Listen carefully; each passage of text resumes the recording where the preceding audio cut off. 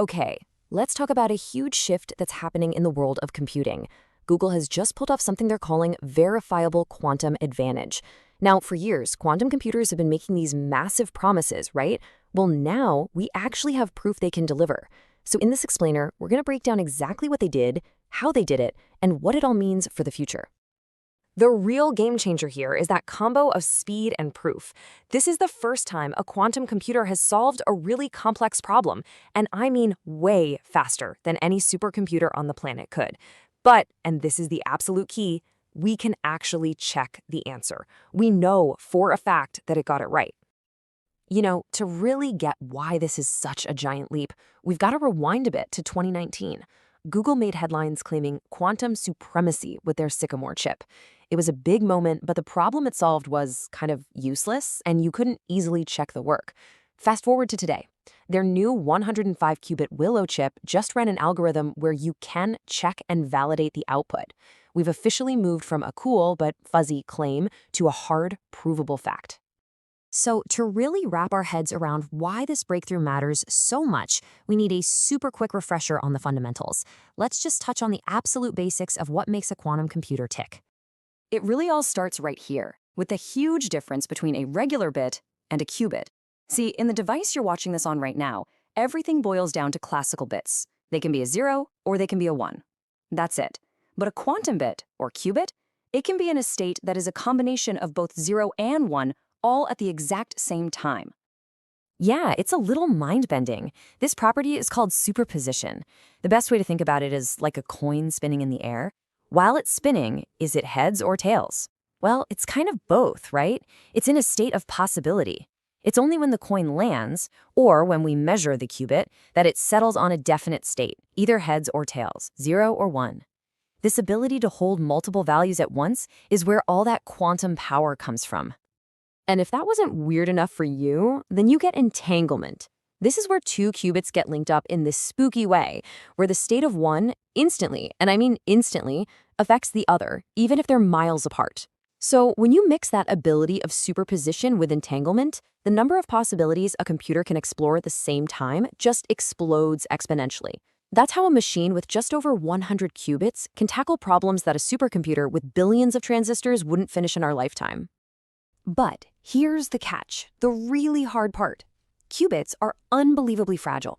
I mean, the slightest little disturbance, a stray vibration, a tiny change in temperature can make them decohere, which basically means they forget their quantum state and the whole calculation just crashes. It's why these quantum processors have to be kept in these crazy isolated chambers that are colder than deep space, right down near absolute zero. Okay, so we've got the basics down. Now let's get to the algorithm that Google's Willow chip ran. It's called quantum echoes, and the idea behind it is actually surprisingly beautiful. This quote just perfectly captures the feel of it. Imagine you drop a single pebble into a perfectly still pond. You watch the ripples spread out, right? Now, what if you could perfectly rewind time and watch all those ripples travel backward and converge right back on that one single point where the pebble hit? That, in a nutshell, is the idea here. So here's the play-by-play of how this quantum echoes thing works. First, the computer runs a really complex set of operations forward. Then, right in the middle, the scientists deliberately poke the system. They just flip a single qubit. After that, they run every single operation in reverse, like rewinding a movie. Now, if everything was perfect, it would all go back to the start. But that tiny poke, that one flipped qubit, creates a disturbance, an echo, that ripples through the whole system. By measuring that echo, they can learn an incredible amount about how information scrambles around inside a quantum system. And the result of this whole complex rewinding experiment? A massive, massive speed up. Google's Willow chip did this calculation about 1,300 times faster than the absolute best classical simulation we could possibly run. Look, a big number is impressive, for sure, but it's totally meaningless if you can't prove it's the right number. And that brings us to the real genius of this whole thing, how we know it worked. So let's dig into the verifiable part. This is really the million-dollar question, isn't it? How on earth did they prove the quantum computer got the right answer, especially when a regular supercomputer can't even run the problem to check its work? The solution they came up with was just so clever. What they did was they first ran the algorithm on a really small scale, using just a handful of qubits. This made the problem simple enough for a classical supercomputer to solve too. And guess what? Both machines got the exact same result. That proved the quantum method was solid. Then, once they had that trust, they scaled the problem all the way up to the full 105-qubit system, way beyond what any classical machine could dream of simulating, completely confident that the process was still valid. And that is how you verify the advantage. And what's really important here is that this isn't just some trick that only works on Google's specific machine. The quantum echoes algorithm is a universal benchmark.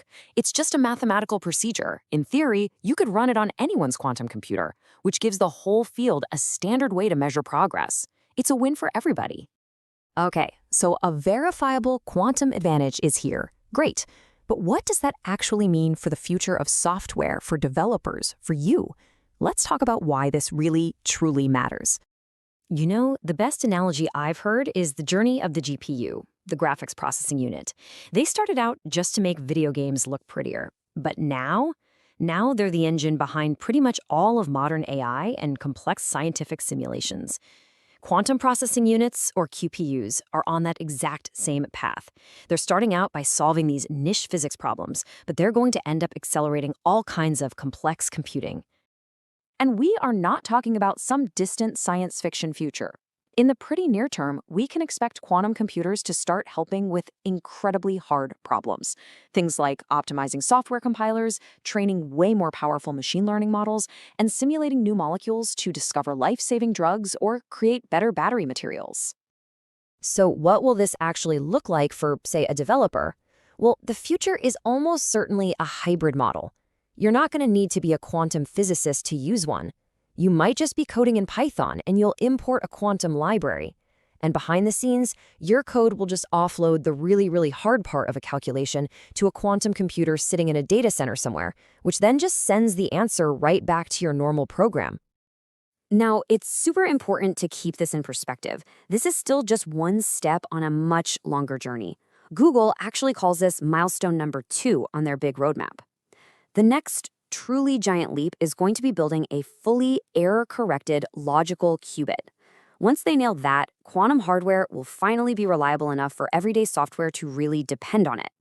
So, the quantum future isn't decades away anymore. It's knocking on the door, and now we can prove it's real. We're really seeing the start of the next generation of computing, which leaves us with one final fascinating question to chew on. With this kind of power right on the horizon, what's the first problem you would solve?